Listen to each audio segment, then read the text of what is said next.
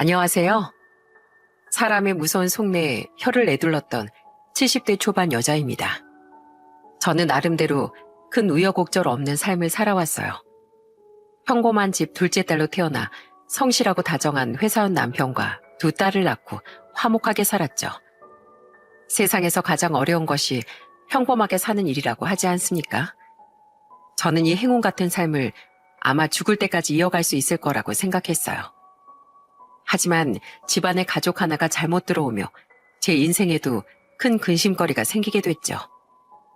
그리고 저는 그놈으로 인해 모골이 송연해지는 경험까지 하게 됐는데요. 그놈과의 인연에 대해 속 시원히 이야기해보려고 합니다. 주부로 살던 전 10여 년 전 한 건물에 세를 얻어 로또방 운영을 시작했어요. 애들도 다 컸겠다. 저도 제 손으로 돈을 벌고 싶었거든요.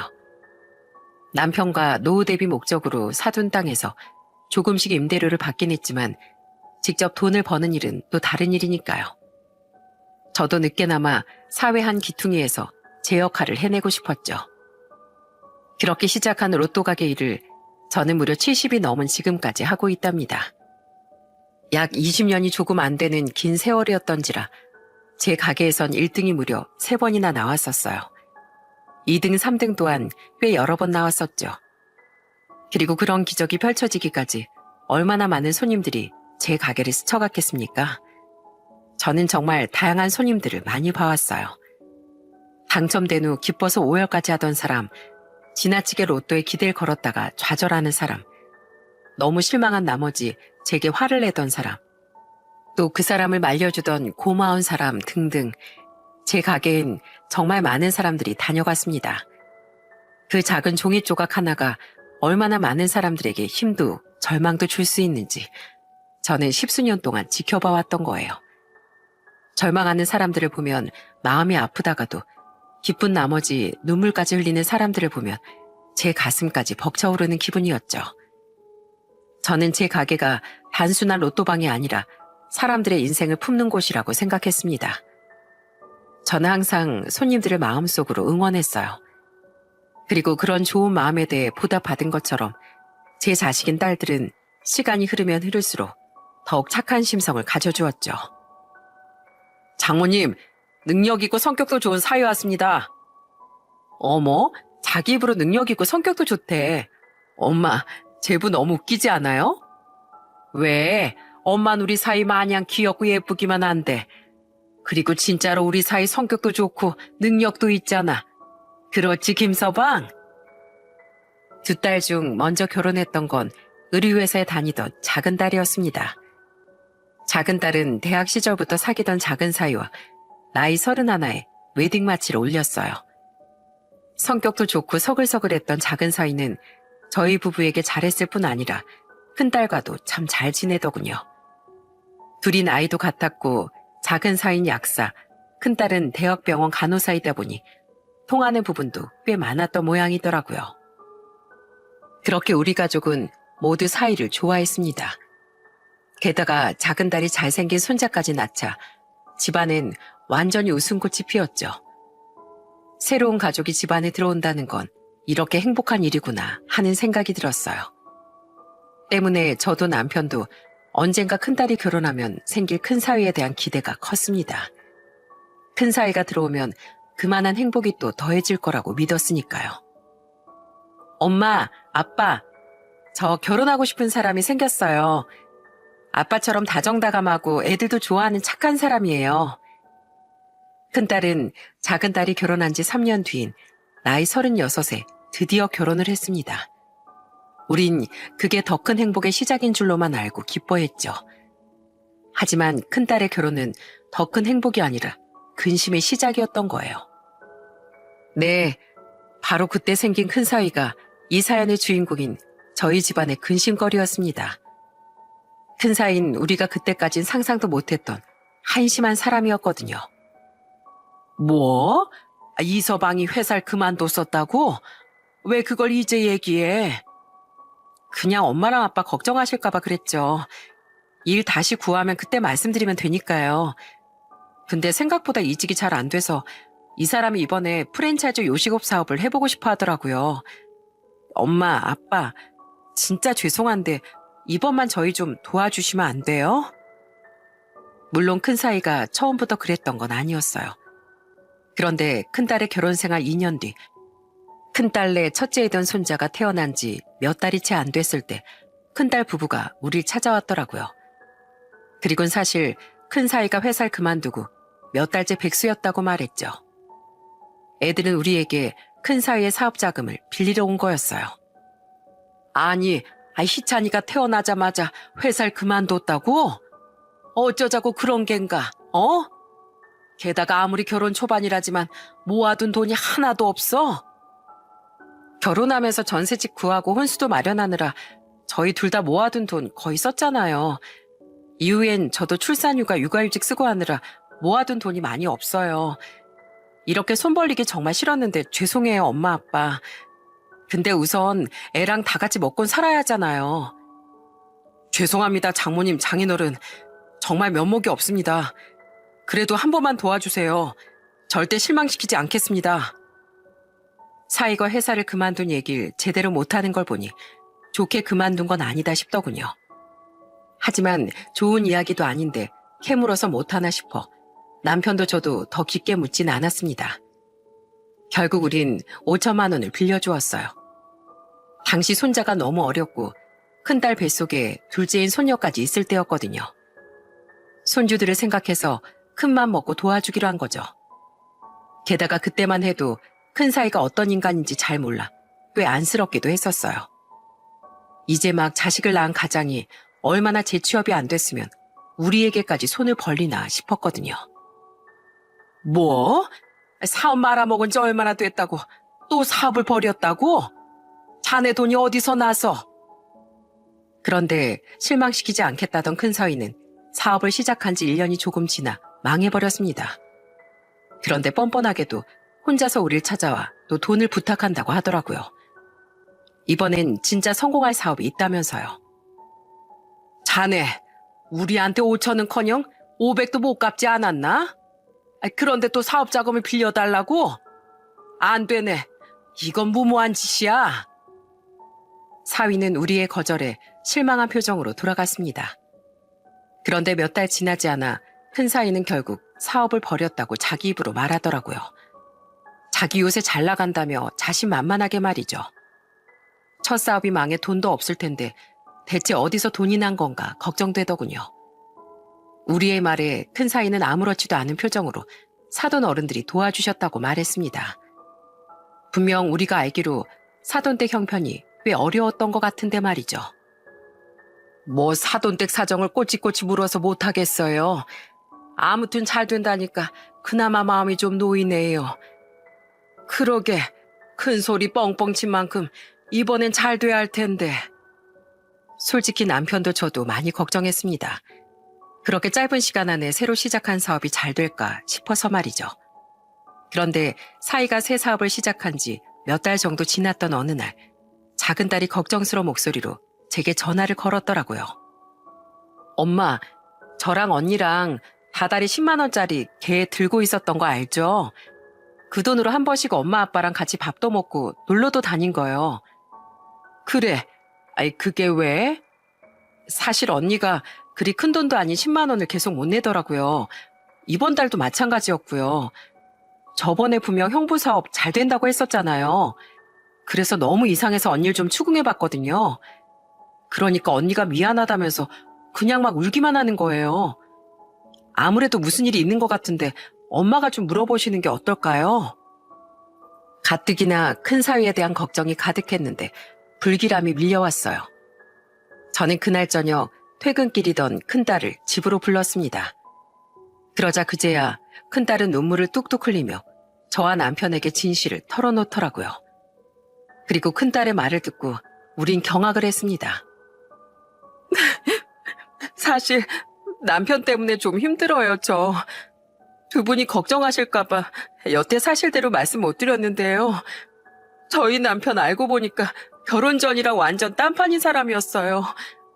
우선 저희 남편 회사 그만둔 게 아니라 잘렸던 거예요. 저도 나중에 알았는데 그 사람 저 몰래 회사 무단 결근하고 PC방 가서 게임하거나 술 마시는 일이 잦았더라고요. 게다가 회사 후배들한테 엄청 갑질하고 근무 태만에 남의 아이디어까지 가로챈 것까지 들켜서 해고당했던 거예요. 때문에 업계 소문도 다 나서 재취업도 안 됐던 거고요. 큰사위는 그때 큰딸에게 먼저 사업을 해보고 싶다고 말했다는군요. 사정이 어려운 자신의 부모님 대신 우리에게 손을 벌려보자고요. 큰딸은 정말 그러기 싫었지만 첫째와 뱃속의 둘째가 너무 걱정됐었다고 합니다. 그래서 정말 열심히 해보겠다는 큰사위 말을 믿어보기로 하고 우리에게 돈을 빌렸던 거예요. 하지만 큰사위는 열심히 하긴커녕 더 망나니처럼 굴었다고 했죠. 애들 아빠 매장 관리도 전혀 안 하고 알바생들한테만 가게 맡겼었어요. 그리고서 자긴 게임하고 술 마시러 다니고요. 그러니까 매출이 나올 턱이 있나요? 그렇게 남편 가게는 금세 쫄딱 망했던 거예요. 아이고, 맙소사. 그랬으면서 뻔뻔하게 우리한테 또 사업 자금을 빌리러 왔던 거야? 그리고 설마 사돈 어른들한테 두 번째 사업 자금 받았다는 것도 거짓말이었어? 네, 제가 절대 안 된다고 결사 반대를 했는데 저 몰래 잔뜩 대출을 받아서 멋대로 사업을 벌였던 거예요. 가뜩이나 빈털털이었는데 진짜 환장하겠더라고요. 그리고선 자기도 찔렸는지 두 분한테 시부모님 돈이라고 거짓말하고요. 시부모님은 자기들 아들이 그러는 걸 아니까 저한테 계속 미안해하고만 계세요. 그래서 지금 사업이 진짜 잘 되고 있는 건 맞아? 어떻게 매달 한돈 10만 원도 갯돈으로 못 내? 처음엔 어떻게 운이 따랐는지 반짝 잠깐 잘 되긴 했는데요. 그게 처음이자 마지막 행운이었어요. 심지어 그렇게 잘 됐던 것도 아니라고요. 그 뒤론 계속 내리막길이었어서 지금 진짜 비투성이에요. 제가 대학병원 간호사면 뭐예요. 버는 족족 대출금 갚고 내 식구 입에 풀칠하면 끝인데요. 정말 억장이 무너졌습니다. 멀쩡한 놈인 줄 알았더니 그놈은 그렇게 제 딸을 고생시키고 있었던 거예요. 우리가 걱정할까봐 말 못했다는 큰딸에게 우리가 무슨 말을 해줄 수 있었겠습니까? 가장 괴로운 건 자신이었을 텐데요. 부디 큰사위의 사업이 이 이상 내리막길만은 걷지 않길 바랄 뿐이었죠. 하지만 큰사위의 두 번째 사업은 시작한 지 이번엔 1년도 못 넘기고 끝내 망해버리더군요. 예, 소라야, 이서방은 어때? 일은 구하고 있어? 너 이젠 우리 속일 생각 마라. 아니요. 속상하다면서 매일 술만 마셔요. 큰딸에게 물으니 큰사위는 아무런 일도 하지 않고 백수 생활에 돌입했다고 했습니다. 집을 주저앉은 장본인이 그러고 있다니 얼마나 속이 탔겠어요. 결국 저와 남편은 큰사위를 집으로 호출했어요. 그래도 남의 집 귀한 자식이니 잠자코 지켜보려고 했는데 더 이상 부모로서 관여를 안 할 수가 없겠더라고요. 자네, 우리가 참다 이건 도저히 아닌 것 같아서 불렀네. 아이고, 술 냄새야. 자네 대낮부터 술 마셨나? 예, 인생이 처량해서 좀 마셨습니다. 그런데 뭐가 아닌 것 같다고 말씀하시는 거예요? 그걸 몰라서 묻나? 자네, 우리가 분명 두 번째 사업한다고 할 때 반대하지 않았어? 그런데 우리한테 거짓말까지 하면서 희없고 빚내서 또 사업을 하더니 이렇게 말아먹지 않았나? 그전 사업도 잔뜩 게으름만 피우다가 말아먹은 거라며? 그랬으면 우리 딸이랑 손주들한테 미안해서라도 정신 차리고 나가서 막노동이라도 해야 할 거 아닌가? 대리운전이라도 뛰든가. 애들을 생각해서라도 자네가 이러면 안 되지. 가장 이렇게 책임감 없었어야 되겠어? 속상하면 집에서 좀 쉴 수도 있죠. 그리고 제가 사업을 좀 해보니까 전 남의 밑에서 일하는 건 안 맞는 사람인 걸 알았는데 어쩌라고요? 아, 그리고 왜 저한테만 그러세요? 지금 장인어른도 아무 일 안 하시잖아요. 난 평생 다니던 회사 은퇴하고 쉬고 있는 건데 아유 어떻게 자네랑 비교가 되나? 게다가 내가 그냥 논다고 누가 그래? 집사람 로또방 교대로 나가면서 가게 봐주고 있는데 제발 정신 좀 차리게. 우리 딸은 무슨 죄인가? 아무튼 전 두 분 사이지 자식도 아닌데 이런 잔소리까지 들을 필요 없다고 생각합니다. 집사람도 애들도 두 분이 아니라 제 가족이에요. 가족 일은 가족끼리 알아서 하게 두시라고요. 큰 사인 죄송하다는 말은커녕 대들기만 하다 가버렸습니다. 그 뒤로도 큰 사인 해가 지나도록 여전히 백수로 지내며 게임과 술만 가까이 하더군요. 갈수록 지쳐가는 딸의 모습에 우리 몇 번이나 큰 사이에게 전화를 걸고 집으로 불러서 야단을 쳤습니다. 하지만 큰 사이는 정신을 차리긴커녕 갈수록 삐뚤어지기만 했죠. 나중엔 우리 전화를 일부러 피하기까지 하더라고요. 언니, 이건 진짜 아닌 것 같아. 언니 형부한테 뭐 죄 졌어? 약점 잡혔어? 아니잖아. 근데 대체 왜 형부랑 안 갈라서? 저도 남편도 작은 딸 부부도 몇 번이나 큰딸에게 이혼을 권했습니다. 오죽했으면 가족들이 이렇게 말했겠어요. 하지만 큰딸은 그럴 때마다 눈물 지으며 애들 때문에 참아 이혼을 못하겠다고 하더라고요. 당시 3살이던 둘째인 손녀가 몸이 많이 약했는데 큰딸은 그런 자신의 딸에게 유독 약했습니다. 그런데 첫째인 손자뿐 아니라 특히 손녀가 큰 사이를 그렇게 따른다고 말하더라고요. 나한텐 최악인 남편이지만 애들한텐 워낙 다정한 사람이라 애들이 아빠를 되게 좋아해. 너무 힘들어서 이혼하고 싶다가도 아빠만 보면 웃는 딸을 보면 차마 입이 안 떨어지더라. 아빠를 좋아하는 이 어린애들한테 나 혼자 편하자고 아빠를 뺏는 것도 맞나 싶고 수민이 너랑 부모님한텐 항상 미안한 마음뿐이야. 결혼해서 잘 사는 모습을 못 보여줘서. 다 큰 딸을 억지로 이혼시킬 수도 없는 노릇이고 속이 터졌습니다. 그런데 가뜩이나 큰 사이 때문에 골치 아파 죽겠는데 더한 불행이 우리를 찾아오더군요. 바로 남편이 병으로 쓰러진 거예요. 나이가 72이던 남편은 건강을 회복하지 못하고 병원 신세를 지게 됐죠. 그 뒤 남편은 입원과 퇴원을 반복하며 무려 1년간 투병을 해야 했습니다. 저 장모님, 제가 부탁드릴 일이 있어서 좀 찾아왔는데요. 가게 운영하랴 남편 간병하랴 정신이 없었습니다. 그런데 그 와중에 큰 사이가 절 찾아오지 않겠어요? 설마 양심이 있으면 이 상황에 돈 얘기를 하진 않겠지 싶었는데 큰 사인 제 예상을 벗어나지 않더라고요. 큰 사인 이번엔 분명 크게 터질 주식 종목이 있다며 제게 돈을 부탁했죠. 돈이 필요하면 나가서 정직하게 노동을 해. 난 돈 못 주니까 이만 가게. 처음은 좋게 돌려보냈습니다. 정말 그때 남편 걱정에 진이란 지는 다 빠져 있었거든요. 그런데 사이는 굴하지 않고 몇 번이나 찾아오더라고요. 결국 저는 화가 폭발해 손에 잡히는 물건은 죄다 던지며 큰 사이를 쫓아냈습니다. 어찌 사람이 그렇게 헛된 꿈만 꿔? 집안을 풍비박산 내놨으면 이럴 시간에 한 푼이라도 더 벌 생각을 해야지. 어떻게 사람이 대출 아니면 남한테 손밖에 빌릴 줄을 몰라. 그리고 안 된다고 했으면 포기해야지. 어쩜 이렇게 사람이 뻔뻔해. 쓰러진 자네작인 병문안은 여태 딱 한 번 왔었으면서 인두껍을 쓰고 제발 그렇게 살지 말게. 아 진짜 말씀을 왜 그렇게 심하게 하세요? 예, 갑니다. 가요. 장모님은 더 이상 제 장모도 뭣도 아니에요. 사이가 어려우면 도와줄 줄도 알아야지. 정말 서운합니다. 그놈은 발끈하며 저런 못돼 처먹은 말을 하고 돌아갔어요.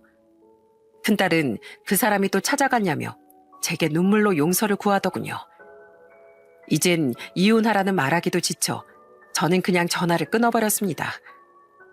부모 뜻대로 될 수 없는 게 자식이라지만 어쩌다 착한 딸이 그런 놈을 만났나 싶어 억장이 무너졌죠. 여보, 이게 무슨 날벼락이에요. 예. 아까 제가 남편이 1년 동안 투병을 했다고 했죠. 남편은 결국 투병 1년 만에 생을 마감하고 말았습니다. 원인은 남편이 앓고 있던 병이 아니라 바로 당시 크게 유행하던 마스크 시국에 바로 그 병이었죠. 면역력이 떨어질 대로 떨어져 있던 남편은 그 무서운 병을 이기지 못하고 고작 3주 만에 우리 곁을 떠난 거예요. 당시 그 병으로 세상을 떠난 수많은 고령의 사람들 중 하나가 바로 제 남편이었던 겁니다. 너무 순식간에 일어난 불행이라 우린 남편에게 제대로 된 마지막 인사도 못했죠. 그때 더 기가 찼던 건 장례식장에서의 큰 사위의 행동이었어요. 여보, 제발 술 좀 그만 마셔. 어? 사람들이 흉봐. 이거 다 공짜잖아. 어차피 내 조문객은 2명밖에 안 왔는데 심심해 죽겠다고. 이럴 때 공짜 술이라도 마셔야지. 큰 사위는 장례식장의 술을 모조리 독내려는 사람처럼 미친 듯이 술을 마셔댔어요. 눈치를 보며 타박하던 큰딸과 큰 사위의 대화를 듣고 정말 기가 찼죠. 하도 우느라 기운이 다 빠졌던 저는 그런 큰 사위에게 소리칠 힘도 없었습니다. 하지만 보다 못한 작은 사위와 작은 딸이 그런 큰 사위를 꾸짖으며 쫓아내더라고요. 형부, 우리 아빠가 돌아가신 게 그렇게 신나요? 남의 상갓집에 가도 형부처럼 그러지 못할 거예요. 사람들 보기 창피하니까 술 마시려면 집에 가서 마시든가 하세요. 처제, 나 처제 형부야. 처제 부모님이 나 무시한다고 처제까지 날 무시해? 제 아내한테 괜한 트집 잡지 마세요. 형님이 무시받을 행동을 지금 하고 계시잖아요. 저희 장인어른 마지막 가시는 길에 형님한테 그런 취급 받을 정도인 분 아니셨습니다. 장인어른께 죄송해서라도 저도 더 이상 형님을 두곤 못 보겠네요. 어서 여기서 나가세요. 술이라도 깨고 오시라고요. 큰 사위는 술에 취해 욕짓거리를 하며 나가버렸습니다. 그러자 자신들의 아빠를 보고 큰딸의 아이들이 큰딸에게 안겨 엉엉 울었죠. 그렇게 아빠를 좋아했던 손주들도 5살, 4살이 되도록 자라며 서서히 자신들의 아빠에게 등을 돌렸던 거예요. 그만큼 큰 사이인 날이 갈수록 엉망인 인간이 되어갔으니까요. 엄마, 밥은 좀 드셨어요? 제가 반찬 좀 해왔어요. 출근길이라 같이 못 먹지만 꼭 끼니 거르지 말고 챙겨 드세요. 엄마까지 기운 못 차리고 아프시면 저 진짜 못 살아요. 착한 딸들과 작은 사이인 혼자 남은 절 많이 챙겨주었습니다. 특히 일하는 대학병원이 저희 집에서 멀지 않던 큰딸은 한동안은 하루에 2번 출퇴근길에 꼬박꼬박 저희 집에 들러 저를 보고 갔죠. 교대 근무하며 출퇴근하고 애들 보기도 힘들 텐데 그런 딸에게 너무 고마웠어요. 그렇게 큰딸을 자주 만나긴 했지만 저는 딸에게 큰 사위에 대한 이야기를 꺼내지 않았습니다. 할머니, 저 어린이집에서 노래 배웠어요. 들어보세요. 오빠, 난 그럼 옆에서 율동할래. 저는 가끔 딸과 오던 손주들의 재롱을 보며 즐거워할지언정 여전히 사위에 대한 이야기는 묻지 않았어요. 제게 장모도 아니라고 소리쳤던 사위는 남편의 장례식 이후 한 번도 저희 집에 온 적이 없었죠. 제 생일이든 명절이든 말입니다. 그런 사이가 괘씸하면서도 차라리 안 보는 게 낫겠다 싶더라고요. 좋은 이야기도 아닌 걸 끄집어내 딸의 속을 상하게 하고 싶지도 않아 아예 묻지도 않은 거죠. 그건 작은 딸과 작은 사이도 같은 마음이었는지 큰 사이는 서서히 우리 가족에게 암묵적 금기어가 되어갔어요. 차라리 큰 사이가 이렇게 조용히 남남이 되어 집안에 평화가 찾아오길 얼마나 바랬는지 모릅니다. 예? 정말 그 땅이 개발구역으로 지정됐다고요? 세상에나 정말 오래 살고 볼 일이네. 그죠? 그러니까 사모님 기회가 왔을 때 얼른 잡으세요. 지금 팔면 사모님 완전 로또 당첨되시는 거라고요. 저는 딸들과 작은 사이 보살핌으로 남편을 잃은 슬픔을 극복해 나갔습니다. 그런데 남편이 세상을 떠난 지 1년쯤 뒤 저는 부동산에서 놀라운 연락을 받았어요. 제가 남편과 함께 노후자금 목적으로 사뒀었던 땅 기억하십니까? 바로 그 땅이 개발 확정이 됐다며 땅을 팔라고 부동산에서 전화가 왔던 거예요. 이게 무슨 일인가 싶어 어안이 벙벙했습니다. 이런 놀라운 행운이 제게 찾아오다뇨. 저는 그 기회를 놓치지 않고 큰 시세 차익을 보며 땅을 팔았어요. 정말 내 주제에 이런 큰 돈을 만져보는 날이 오는구나 싶었죠. 그리고 저는 땅을 판 지 1년 뒤 건너 소개를 받아 4층짜리 건물을 하나 매입했습니다. 평소 부동산에 관심이 있었지만 건물 매입은 꿈도 꾸지 못했었는데 그렇게 전 꿈만 같던 건물주가 된 겁니다. 여보, 당신이 옆에 있었으면 얼마나 좋아했을까요?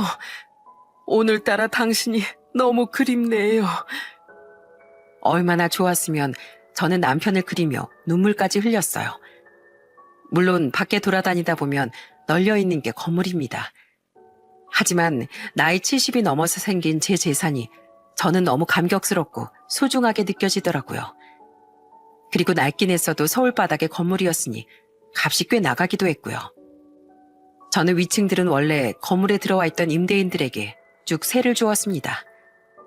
그런데 제가 건물을 매입한 지 얼마 되지 않아 1층 세입자가 나가며 1층만 공실이 되더라고요. 때문에 저는 절차를 거쳐 제 로또 가게를 그곳으로 옮겼어요. 그렇게 저는 나이 71에 제 건물에서 새 출발을 하게 된 거죠. 예, 소라야. 이서방한 땐 절대 내가 건물 샀다는 말 하지 말거라. 분명 안면 몰수하고 돈 달라고 올 것 같으니까. 절대 안 하죠. 걱정 마세요, 엄마. 저는 가족들에게 절대 큰 사이에게만은 말하지 말라고 신신당부를 했습니다. 그런데 건물을 매입한 지 얼마 지나지 않아 2년 만에 큰 사이가 찾아왔더라고요. 그리곤 갑자기 의아해하는 저에게 큰 꽃다발을 내밀지 않겠어요? 이게 뭔가? 보면 모르세요. 꽃다발이잖아요. 장모님 꽃 좋아하시잖아요. 그러니까 2년 만에 찾아와서 왜 갑자기 나한테 이걸 주냐고? 백수인 자네가 돈은 어디서 나서? 인터넷 게임 아이템 팔아서 조금 벌었어요. 저 장모님, 그동안 저한테 화 많이 나셨었죠? 일전엔 제가 정말 죄송했습니다. 장모님은 제 장모님도 아니라고 화냈던 거예요. 솔직히 그땐 자존심도 많이 상하고 화가 나서 홧김에 그런 소리를 했던 거예요. 장인어른 장례식 때도 제가 너무 철이 없었습니다. 죄송해요. 갑자기 왜 이래? 아니 무슨 바람이 불어서. 그냥 생각해보니까 제가 너무 못난 사이였더라고요. 그래서 장모님께 늦게나마 꼭 사과드리고 싶었는데 너무 죄송해서 찾아오기가 힘들더라고요. 그래서 이제서야 용기 내서 이렇게 찾아뵌 거예요. 장모님, 저 이젠 진짜로 변하겠습니다. 일도 구해서 열심히 하고 애들 엄마한테도 좋은 남편이 되도록 노력할게요. 글쎄, 난 자네 말 못 믿겠네. 자네가 정 변하고 싶다면 어디 해보게. 자네가 진짜 새 사람이 될 건진 세월이 말해주겠지. 사위는 대뜸 그동안 죄송했다고 말하며 이젠 변하겠다고 하더군요. 하지만 제가 한두 번 속겠습니까? 그런 사위의 말을 믿을 수가 없었어요. 사위는 제 눈치를 보며 이런저런 얘기를 하더니 멋쩍은 표정으로 돌아가더라고요. 그 이야기를 큰딸에게 해주니 큰딸 또한 의아한 듯 말했죠. 그 사람이 웬일로 엄마가 무슨 걸 좋아하냐고 묻긴 했는데 저도 왜 그러는지는 모르겠네요. 그렇다고 진짜 그 사람이 직장을 구한 것도 아닌데요. 근데 엄마, 절대 남편한테 돈 주시면 안 돼요? 아셨죠? 당연하지. 내가 돈을 왜 주니? 아무튼 너도 갑자기 이서방이 왜 그러는지 모른다면 됐다. 와서 뭔가 잘못을 하고 간 것도 아닌데 뭐가 문제겠니? 갑자기 큰 사이가 왜 이러는 건가 찝찝하기도 했습니다. 그리고 그 뒤로도 큰 사이는 무려 3번이나 절 찾아와 계속 알랑방귀를 끼더라고요. 장모님, 제가 어깨 주물러 드릴게요. 그 연세 계속 일하느라 힘드시죠? 됐네. 아예 안 힘들어. 자네 대체 왜 자꾸 오는 겐가? 그냥 이제라도 장모님이랑 더 가까워지고 싶어서 그러죠. 자네 편한다며. 이럴 시간에 일을 구하러 다녀야 하는 거 아닌가? 구하곤 있는데요. 취직이라는 게 말처럼 쉽지가 않네요. 사실 제가 길눈이 어두워서 대리운전은 사고 날까봐 못해요. 허리 디스크가 있어서 막노동은 꿈도 못 꾸고요. 아휴, 새 출발하기가 마음처럼 되지 않네요, 장모님. 부모님도 제가 정신 차린다고 하니까 도와주고 싶어 하시는데 사정이 안 돼서 답답해 하세요. 너무 부담스러웠습니다. 그때 사위가 제가 아니라 딸과 손주들을 위해 변하는 모습을 보였다면 그래도 조금 마음이 열렸을 거예요. 그런데 말만 이래서 힘들다 저래서 힘들다 하는 큰 사위가 저는 여전히 못 믿었더라고요. 그런데 저를 4번째 찾아온 날 큰 사위는 제게 웬 영양제 하나를 건네더군요. 장모님, 이거 진짜 좋은 영양제인데요. 어렵게 구한 거니까 꼭 챙겨 드세요. 아셨죠? 영양제? 무슨 영양제인데? 관절에 좋은 거예요. 장모님도 아직 정정하시지만 이제 관절 같은 거 잘 챙기셔야 하잖아요. 비싼 거니까 제 아내나 처제 부부가 와도 못 먹게 꽁꽁 숨겨두세요. 아셨죠? 걔들이 내 영양제를 왜 뺏어 먹어? 그리고 나 아무거나 못 먹네. 나 당뇨 있는 거 알지? 요새 당뇨가 심해져서 먹는 것도 엄청 가려서 먹고 있어. 저도 알아요. 집사람이 장모님 걱정된다면서 말해줬거든요. 제가 뭐 아무거나 사왔겠어요? 이거 당뇨에도 되게 좋은 영양제래요. 꼭 하루도 거르지 말고 챙겨 드세요. 아셨죠? 지금 제가 보는 앞에서 하나 드셔보실래요? 이따 먹음세, 이따. 저는 자신이 보는 앞에서 먹어보라는 큰 사의 말을 거절하고 돌려보냈습니다. 솔직히 누가 주는 음식을 함부로 먹는 거 아니라고 하지 않습니까? 게다가 당뇨가 심했던 저는 꺼진 불도 다시 봐야 할 정도로 먹는 걸 조심해야 했어요. 그런데 그 와중에 원래도 신뢰하지 않았던 큰 사이의 말이 영 못 믿었더라고요. 큰 사이가 돌아간 후 약통을 보니 해외에서 구한 건지 죄다 영어로 쓰여 있더군요. 배움이 짧고 특히 영어는 젬병이었던 전 고민 끝에 약사였던 작은 사이에게 영양제 통 사진을 찍어 보냈습니다. 그러자 잠시 뒤 작은 사이에게 곧장 전화가 걸려왔어요. 이걸 형님이 선물이라고 주고 가셨다고요? 그래. 이서방이 자꾸 안 하던 짓을 하니까 수상쩍기도 하고 이게 뭔지 제대로 알긴 하고 먹어야 할 것 같아서 자네한테 물어봤어. 뭐 이서방 말론 이게 관절하고 당뇨에 좋다는데 정말인가? 그리고 얼마나 비싼 거길래 자네랑 딸들한테도 숨겨놓고 먹으래? 부담스럽게. 제 말에 작은 사이는 잠시 난감한 듯 말이 없더군요. 그리고 이내 들려온 작은 사이의 말에 저는 깜짝 놀라고 말았어요. 장모님, 이건 글루코사민이라는 영양제예요. 글루코사민은 보통 관절 건강에 좋은 성분으로 알려져 있는 건 맞아요. 많은 사람들이 관절염이나 관절 통증 완화를 위해 복용하기도 하고요. 하지만 당뇨 환자한테 좋다는 건 말도 안 되는 소리예요. 글루코사민이 혈당 수치에 영향을 줄 수 있다는 연구들이 있거든요. 정확히는 글루코사민이 당뇨 환자들에게 혈당을 상승시킬 가능성이 있다는 거죠. 이게 모든 사람에게 동일하게 적용되는 건 아니지만 장모님처럼 당뇨가 특히 심한 분들은 조심하는 게 좋은 영양제예요. 혹시 운이 나쁘면 장모님처럼 연세 있고 당뇨도 심한 분들께는 쥐약이 될 수도 있으니까요. 뭐? 그럼 이서방이 일부러 내 당뇨를 악화시키려고 이걸 줬다는 거야? 당뇨에 좋다는 거짓말까지 하고? 의심쩍긴 하네요. 인터넷만 검색해봐도 당뇨에 나쁠 순 있다는 정보는 있지만 좋다는 정보는 찾을 수 없었을 테니까요. 형님 뭔가 너무 수상쩍은데요? 그 영양제는 우선 절대 드시지 마세요, 장모님.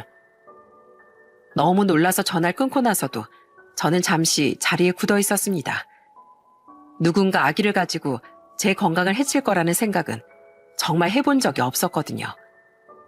그냥 넘어가기엔 도저히 심장이 떨려서 그럴 수가 없겠더군요. 결국 저는 그날 저녁 큰딸 부부와 작은딸 부부를 집으로 불렀습니다. 장모님, 아까 낮에 만났는데 그새 제가 보고 싶어서 부르신 거예요?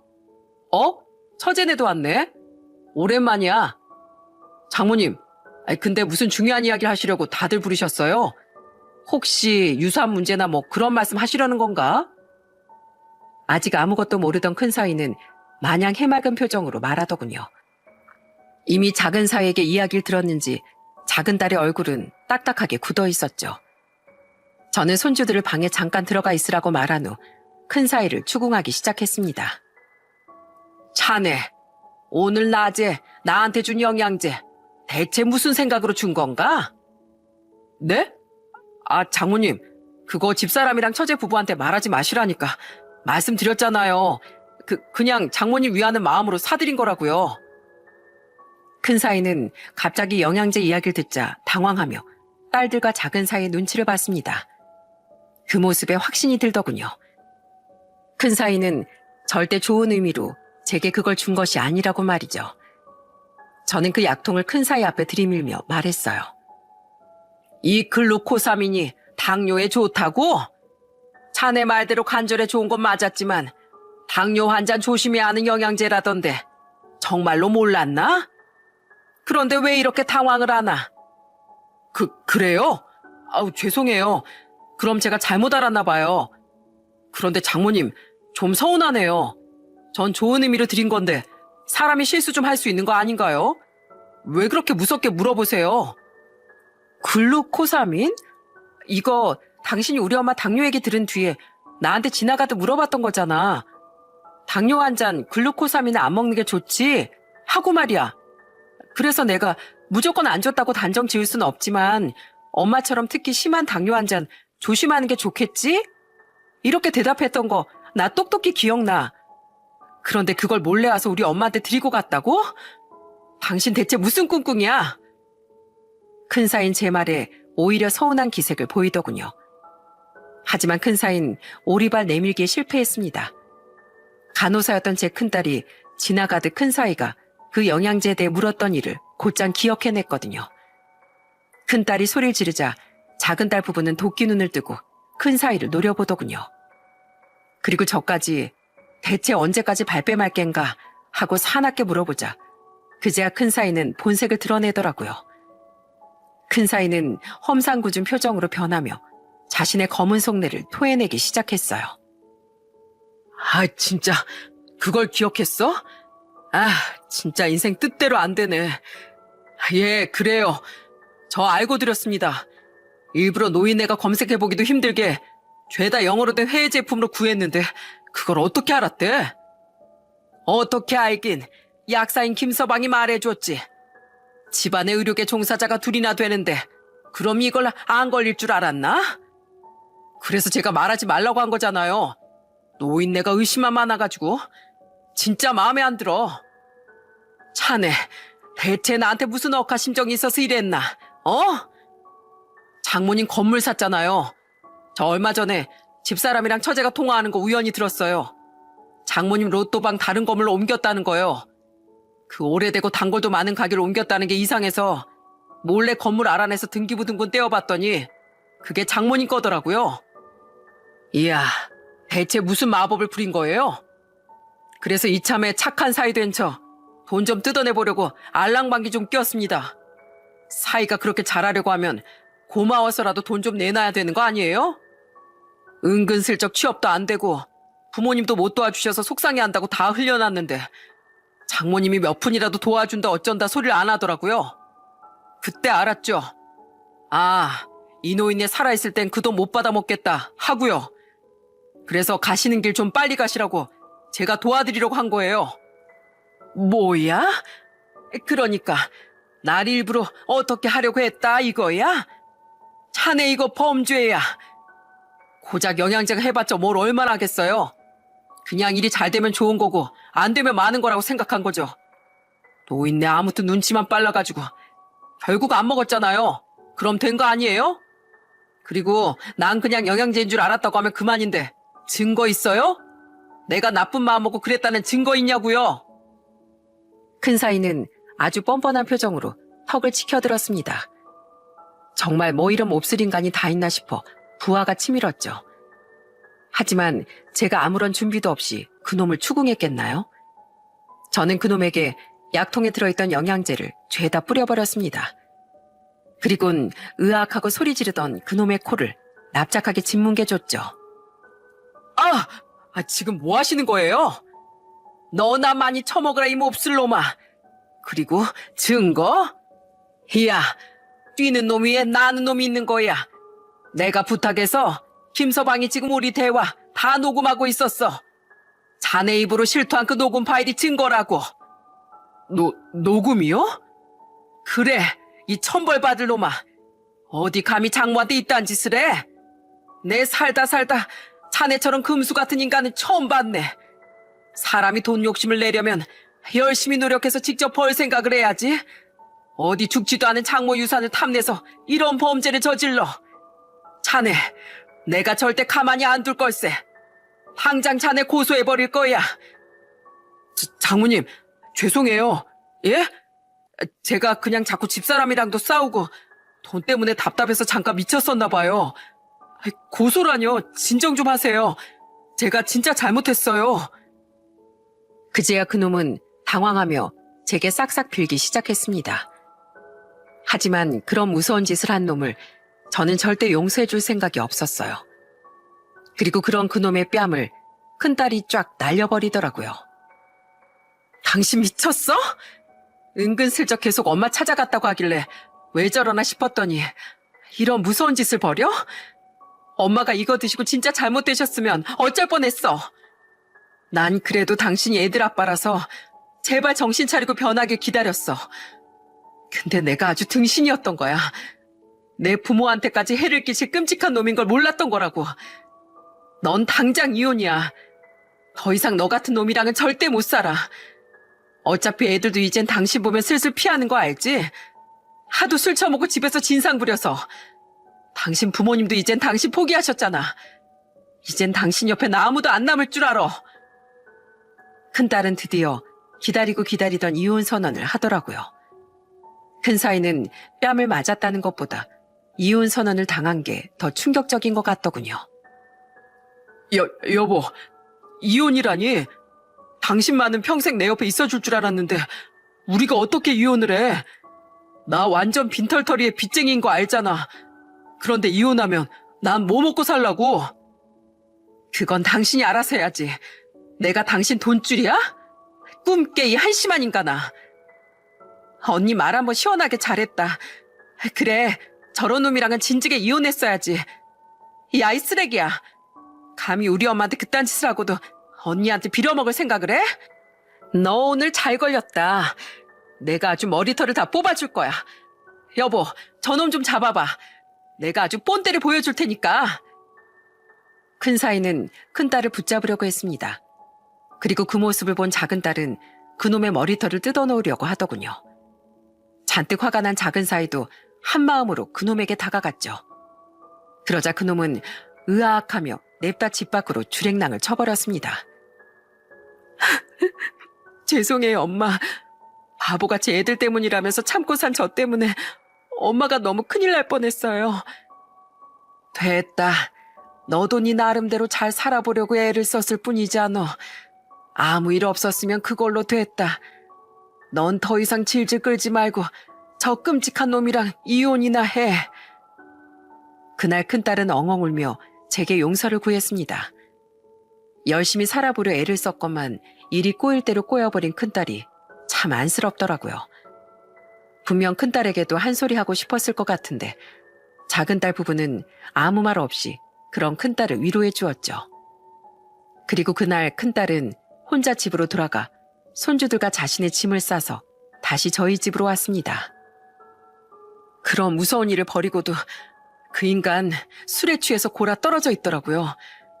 주정뱅이 자식. 그 사이 얼른 짐 싸서 나왔어요.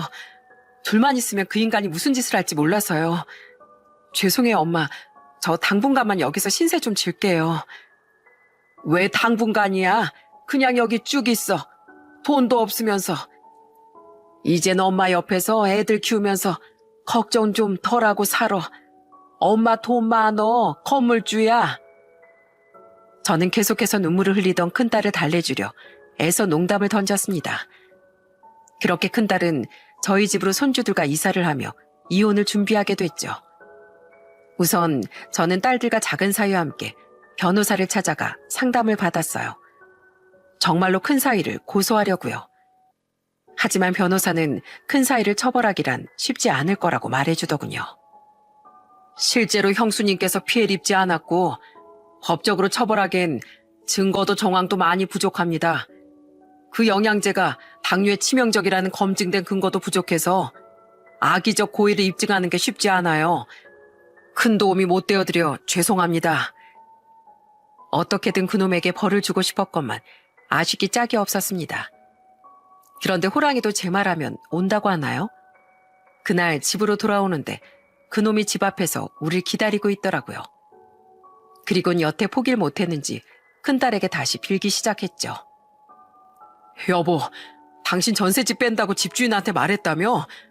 당신하고 이혼하게 됐다니까 우리 부모님은 나한테 벌 받은 거라고 하시더라. 그리고 자기들은 나 감당 못하니까 부모님 집으로 들어올 생각도 하지도 말래. 여보, 나 진짜 정신 차리고 앞으로 잘할게. 제발 이혼 얘기만 취소해주라. 어? 장모님, 제가 진짜 가랑이 사이로 기어가라고 하면 기겠습니다. 제발 저 좀 용서해주세요. 자네가 내 가랑이가 아니라 맨홀 밑으로 기어간다고 해도 난 더 이상 자네 볼 생각이 없네. 자넨 내 딸하고 손주들을 망치는 해충일 뿐이니까. 당신, 내가 마지막으로 기회를 줄게. 내가 당신 한번 봐줄 테니까 순순히 이혼해줘. 안 그러면 나 진짜 당신 고소해서 감방 쳐넣을 거야. 알았어? 어떻게, 그냥 빈털털이 될래? 감방 갈래? 여보. 그때 큰딸은 대범하게도 그놈에게 겁박을 했습니다. 분명 변호사가 처벌하기 힘들 거라고 말했건만 그놈은 그걸 몰랐으니까요. 도둑이 제발 저린다고 그놈은 감옥 이야기 사시나무 떨듯 떨더라고요. 결국 그놈은 지레 겁을 먹고 큰딸과 이혼할 수밖에 없었습니다. 더 한심한 건 이혼 후 딱 한 번 큰딸에게 왔던 그놈의 연락이었어요. 하도 까먹은 돈이 많아 그놈은 거의 맨몸으로 이혼해야 했는데 웬 길바닥에서 노숙하고 있는 자신의 셀카와 함께 딸에게 이런 문자를 보냈더라고요. 당신이 전셋집도 빼서 빚쟁이인 난 갈 곳이 없었어. 부모님은 내 연락도 안 받고 그래서 나 이렇게 노숙하면서 근근히 살고 있어. 너무 춥고 외롭다. 보고 싶어 여보. 한심하게도 그놈은 딸에게 불쌍한 척을 하며 연민을 사려고 했던 모양이에요. 하지만 큰딸은 제가 보는 앞에서 이런 답장을 하곤 그놈 번호를 차단해버리더군요. 너랑 딱 어울리는 집이다, 이 범죄자 자식아. 그 와중에 휴대폰 요금은 내고 있냐? 아직 배가 덜 고팠네. 그렇게 우리 집안의 골칫덩이였던 큰사인 비참한 최후를 맞게 됐습니다. 큰사이가 아직까지 노숙을 하고 사는지 어쩐지 모르겠어요. 하지만 저는 저를 장모로도 생각지 않았던 그놈에게 더 이상의 관심은 끄기로 했죠. 그 사건으로부터 1년이 지난 지금 저는 큰딸과 손주들과 즐거운 나날을 보내고 있습니다. 할머니, 우리 종이접기예요. 저 비행기 짱 잘 접어요. 그랬어? 할머님 배 잘 접는데 우리 비행기가 이기나 배가 이기나 시합해 볼까? 우리 예빈인 오빠 응원해 줄래? 할머니 응원해 줄래? 할머니요. 전 오빠보다 할머니가 더 좋아요. 다행히 손주들은 아빠 이야기를 꺼내진 않고 잘 지내주고 있어요. 특히 많이 건강해진 손녀는 틈만 나면 제 등에 업히려고 드는 애교쟁이죠. 또한 큰 사이가 없으니 조금 멀어졌던 큰딸과 작은딸 부부의 사이도 전처럼 다시 가까워졌답니다. 처형, 아무리 일하는 것도 좋지만 건강관리도 꼭 신경 써야 돼요. 얼굴에 팩도 자주 해서 외모 관리도 해주고요. 누가 처형하고 절 동갑이라고 생각하겠어요? 밖에 나가서 물어봐. 10이면 10명 다 내가 제부 동생 같다고 할걸? 왜 밖에 나가서 물어봐요. 세상에서 이 사이를 제일 예뻐한 우리 장모님께 여쭤보면 되죠. 장모님, 이 사이가 어려 보여요? 아니면 처형이 어려 보여요? 이 애끼, 이제 쭈그렁 할머니 될 일만 남은 장모 앞에서 못 물어보는 게 없어. 내 눈엔 둘 다 젊고 예뻐. 둘이 괜히 서로 사이 좋으면서 그런 일로 투덕대긴. 특히 큰딸과 작은 사이는 전처럼 장난스럽게 흉도 보고 때론 편먹고 작은 딸을 놀리며 다시 사이가 아주 좋아졌습니다. 그런 모습을 보며 저와 작은 딸은 즐겁게 웃곤 하죠. 이렇게 저희 집은 큰 사이가 없어지며 다시 웃음을 되찾았어요. 이 자리에 지금 남편이 함께가 아닌 것이 슬프기도 합니다. 그래도 저는 돌고 돌아 다시 찾은 이 평화를 오래도록 지켜나갈 생각이에요. 딸들과 사이가 슬퍼하지 않도록 당뇨와 건강관리도 열심히 하면서 말이죠.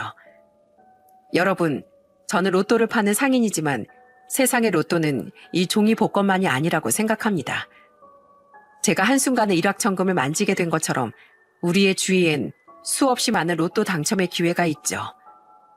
비단 물질적인 것이 아니라도 좋은 배우자를 만나 인생이 더없이 활짝 피는 거, 착한 아이들을 낳고 새 행복에 눈을 뜨는 거 등등 추상적인 일도 모두 포함해서 말입니다. 하지만 그 어떤 로또이든 간에 기적은 항상 준비된 사람에게 찾아오는 거라고 생각합니다.